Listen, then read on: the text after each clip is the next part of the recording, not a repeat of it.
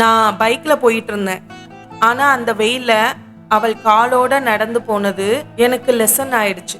மத்தியான நேரம் சூரியன் நேரா தலையில அடிக்குது. ரோடு சூடா இருக்கு. லிட்ரலி கால் வைக்க முடியாத நிலை. நான் பைக்ல போயிட்டு இருந்தேன். அப்போ ஒரு பெண் வெறும் காலோட நடந்து போயிட்டு இருந்தா. சும்மா நடக்கல.